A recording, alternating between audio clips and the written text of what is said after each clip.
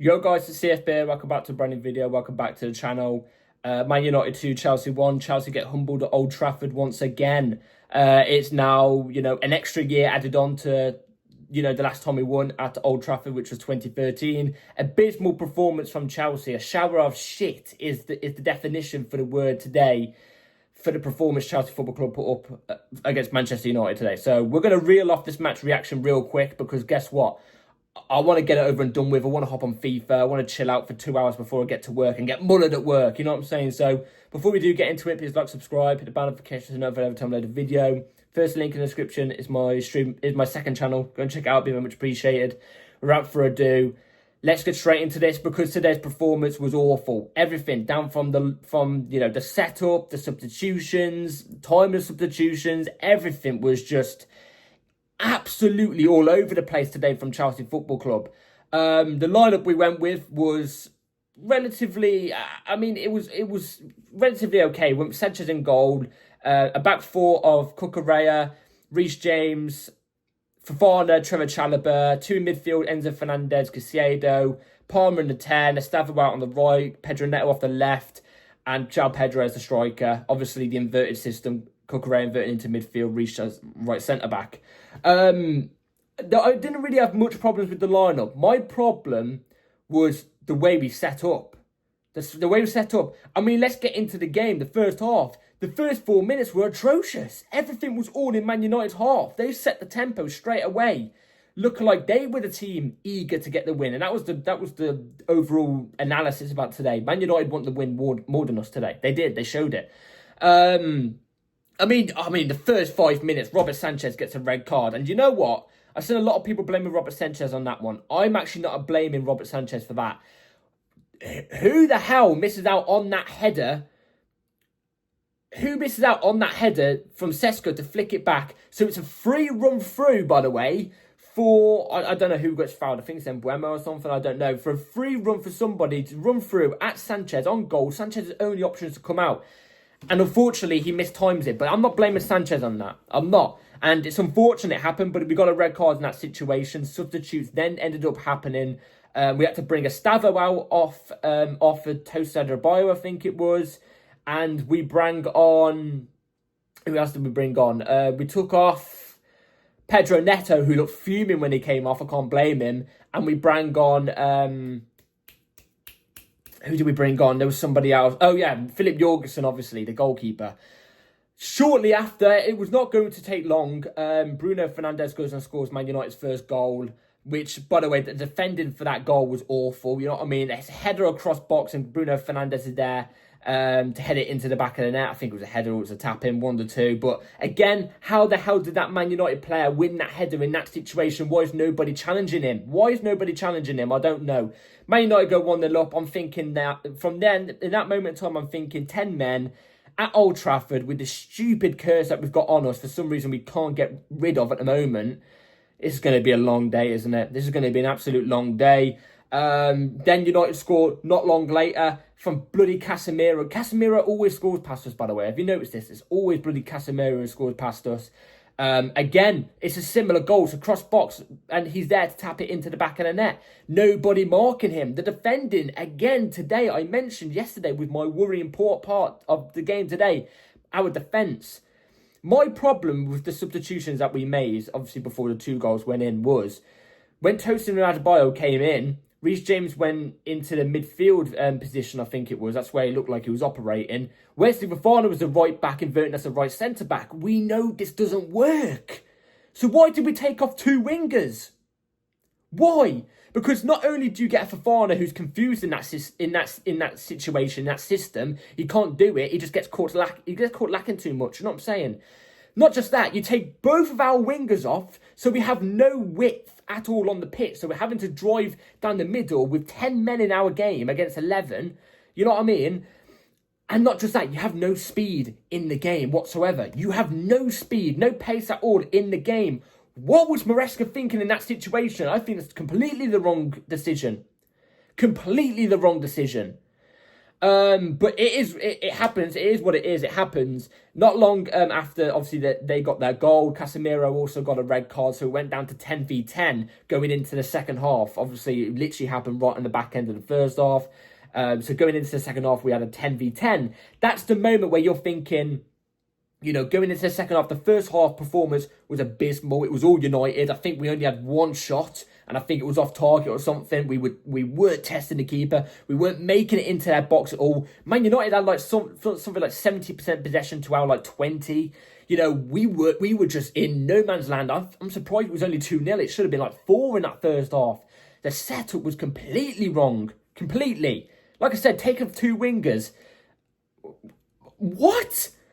But going into the second half, this is where you look at Maresca and go, look, you got 15 minutes. This is where top managers come out on top. Whether it's 11v10, if you're the superior team over the other team, which Chelsea Football Club, let's be real, we are a better team than this Man United team. We are, despite the result, we are the better team.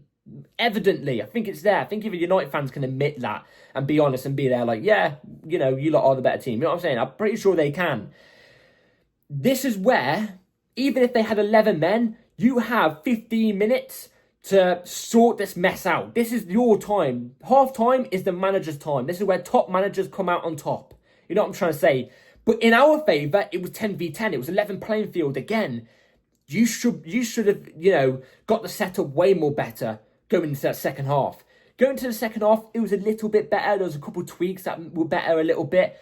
But at the same time, and obviously we had way more of the ball in the second half, obviously. But what makes me think we may looked a little bit better in that second half was the fact that Man United already had the game killed off. It was 2-0 going into the second half. 10v10. I know it's more of a level playing field, but they didn't really need to bust a gut. They just needed to stay compact, and that's exactly what they did. We had all the ball. We weren't threatening enough until at the 80th minute, which guess what? We get a goal from Trevor Chalobah off a corner. Really well taken corner as well from Reece James. Good header into the bottom right-hand corner from Trevor Chalobah. And then it's those last 10-15 minutes where we're there like we should be pushing on to get the goal. This is where I've got my problem.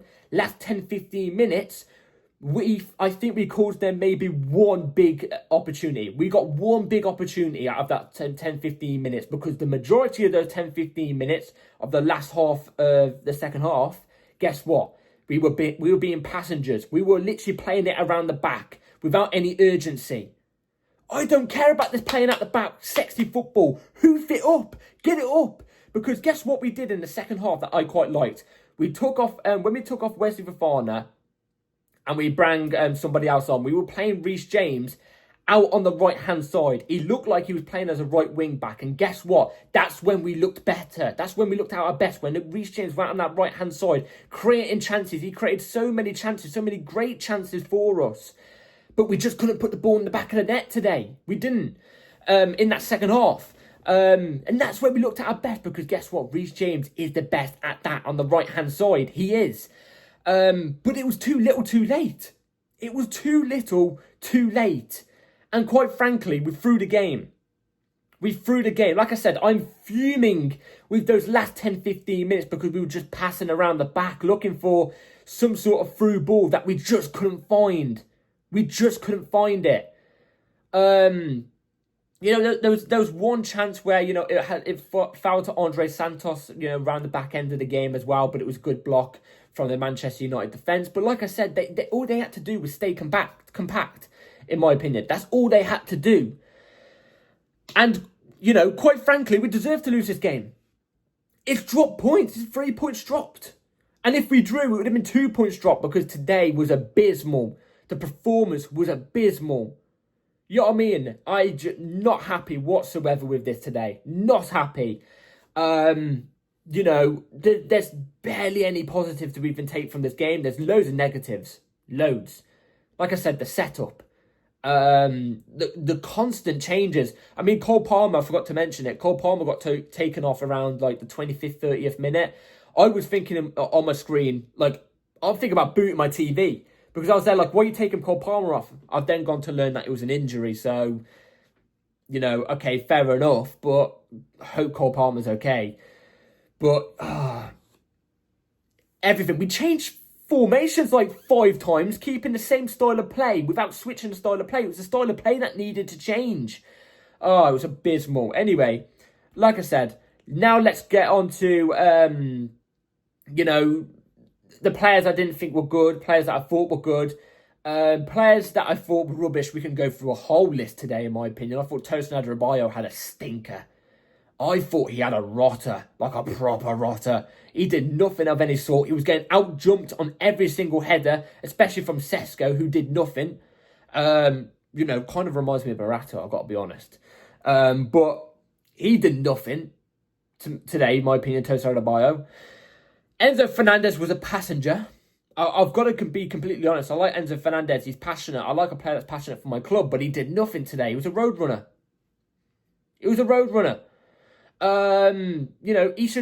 Today's performance, he should have taken over. He should have done a Mudryk, from football, now on to Olympic sprinting, potentially. Enzo Fernandez, I don't care if he covers certain blades of the grass, how much distance he covers. I don't care. If he's that good at that, then he should take up marathon. You know what I mean? Not football. He was passenger today. And another player I didn't think was particularly good today was João Pedro. I didn't think João Pedro had a good performance either, but at the same time, the amount of through balls we were putting in for João Pedro, it was booted so many miles ahead of him that he was gassed within the first 30 minutes by overhit balls from our players. So there's a bit of a leeway for João Pedro in a sense. Players that I actually thought that did well, I thought Andre Santos, when he came off the bench, I thought he made an immediate impact. I thought he was putting in interceptions everywhere. He was covering the distance on the pitch really well. He was creating chances. He was getting in and around the box. He was getting stuck in general. I thought he had a really positive performance overall. He could have potentially got a goal as well. It was unfortunate he didn't. Did he score our offside goal? I just remembered we got an offside goal. That was it. It was disallowed. It should have been disallowed. Another player I thought that did well. I thought Reece James, when he got moved into the right-hand side instead of playing in midfield, I actually thought Reece James actually had a really big impact on the game. In fact, that's where we looked at our best. So I'd probably say Reece James, when he was at right back, was really positive. There's Trev came into the second half. First half, he was a little bit ropey. Second half, he came into it. He looked good. He got us that goal that could have potentially got us back into the game. But unfortunately, we didn't. It was too little too late. So I say Trev as well, mainly for the goal. I can't lie. Maresca's got some serious questions to be answered here. I honestly think so, because this was 3 points. This was 3 points. And it fucking pisses me off seeing the Man United fans celebrating in front of the camera when they scored, or at the very end of the game, and Bruno Fernandes giving it to the fans. Fuck off, man. Honestly, fucking pisses me off. Honestly, it's one of the games that I don't want to lose. It's Tottenham. It goes Tottenham. You can't lose to Tottenham. And then Man United, in my opinion, are up there. Arsenal are up there. Arsenal and United, it really switches. It depends, really. I just can't be arsed, man. Honestly, TV was off in the last 10 seconds because I knew we weren't getting a goal. It was all the way in their half.